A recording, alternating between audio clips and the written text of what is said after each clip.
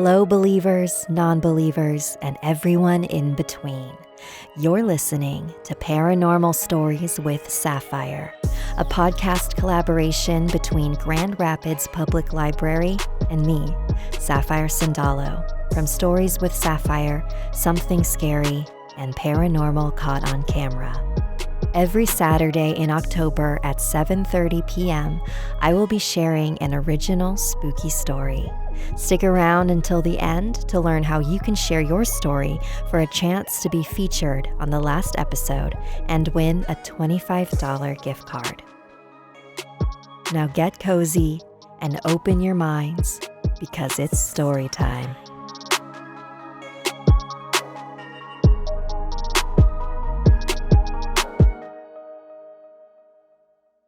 Where Heaven and Hell Intersect by Adam Sinker and Sapphire Sandalo. Megan walked into her homeroom class one morning.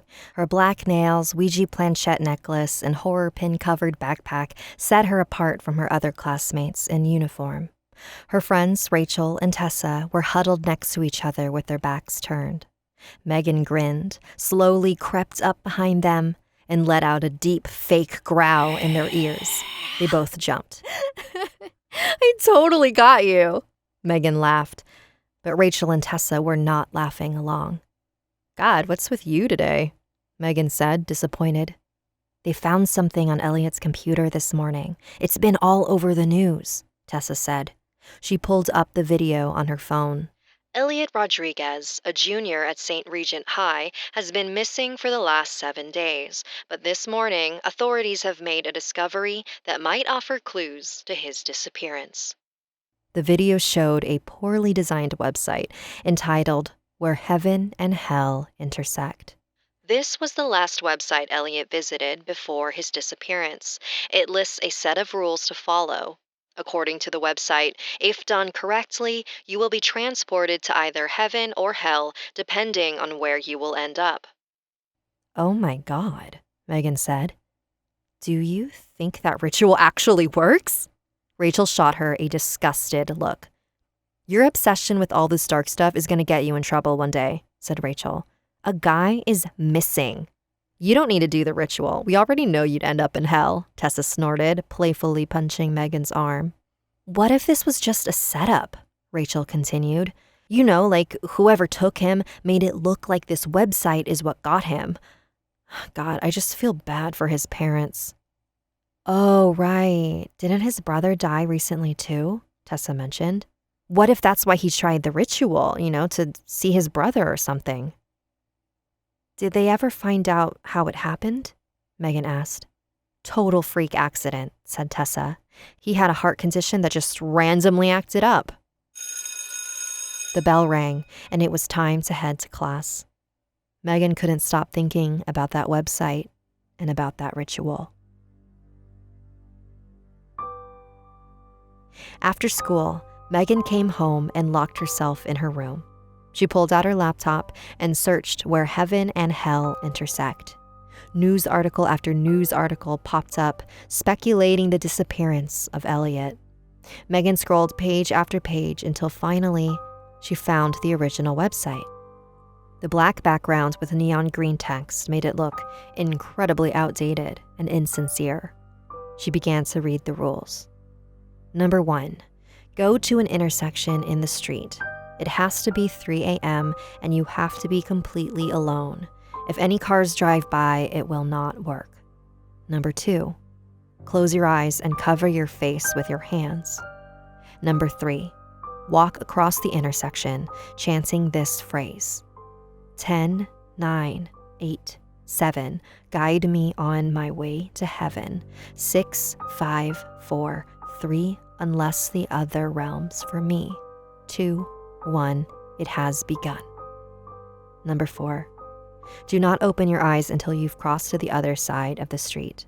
If you have performed the ritual successfully, you will now find yourself in either heaven or hell, depending on where you will go in the future. Do not be fooled. It will look very similar to Earth. Number 5, you must leave the realm after 5 minutes or risk being stuck. To return, you need to repeat the same process, but starting from the other side of the intersection and walking backwards. Megan closed her laptop. Her eyes fell on her wall, where the program for her cousin Beth's memorial service from 2 weeks earlier was pinned.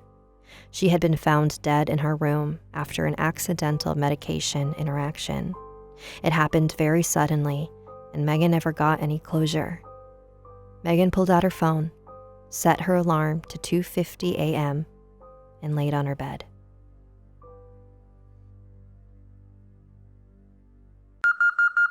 Megan sat up and silenced her alarm. Slowly, she crept past her parents' room and out the door.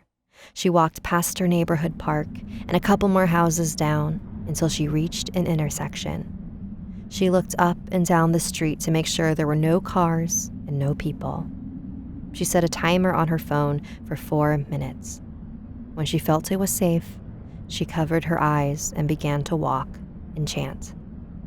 10, 9, 8, 7, guide me on my way to heaven. 6, 5, 4, 3, unless the other realms for me. 2, 1, it has begun. Megan opened her eyes. She was still in her neighborhood. Everything looked the same. Well, that's disappointing, she said to herself. She began to walk back to her house. As she passed the park, she heard voices coming from the swing set. A pair of twins she hadn't noticed before were laughing loudly now. She continued to walk. Hi, neighbor. A man walking his dog across the street called out to her. Megan waved politely and began to quicken her pace. She entered her house and exhaled a sigh of relief. She walked to her kitchen to grab a glass of water. She flipped on the light and stopped. Someone was sitting at the dining table, crying. Megan turned to see who it was. At the table was Beth, the cousin she buried weeks ago. The whites of her eyes were completely red and dry, and her cheeks were soaked with tears. Oh my God. Megan couldn't believe it. The ritual had worked. Beth, I can't believe you're here. I have so many things I need to ask. How did you end up here? Beth asked. I found out about this ritual and I wanted to try it to see if I could see you. And and Wes, he died from a heart condition. See, it wasn't our fault. We didn't do anything. Beth stared motionless at her, her eyelashes webbed with tears, her brow wrinkled in sadness and confusion. Why are you telling me this? Beth said, not moving her gaze. I thought you would want to know. You were so worried that something was going to happen to us, or people would think that... Think what? That we killed him? Beth said. We didn't kill anyone. His heart killed him, Megan replied, sternly. Beth's red eyes looked at her in anger and disbelief. You were my favorite cousin, Megs. I was willing to do whatever you wanted, but you took it too far that night, and I couldn't live with the guilt. It was a harmless prank, Megan said shortly. You're still going to deny it? Even now that you're here? You really are unbelievable. Beth, I'm not really dead. Wait, where am I? Megan asked shakily. Beth scoffed. Where you deserve to be, Megs. Megan's timer went off in her pocket. Just as the front door flung open, footsteps and voices calling her name began to flood the house. Megan ran to the living room and frantically tried to open the window. The voices were getting closer. She managed to slide the window open and pop out the screen. She threw herself out onto the front yard and rolled onto the grass. Once she got back on her feet, she ran towards the intersection where she came from. Her mind was racing as she tried to remember what the rules were for returning back home. She passed the park, now filled with children, all making a beeline towards her. Her chest hurt, her legs begged for rest, but she didn't stop until she reached the intersection. She started on the opposite side as before and walked backwards across the street. But when she reached the other end, she felt dozens of hands grab her all over her body and pull her to the ground. Another student from St. Regent High has been reported missing. The disappearance of junior Megan Redwood makes this the second mysterious disappearance from this school.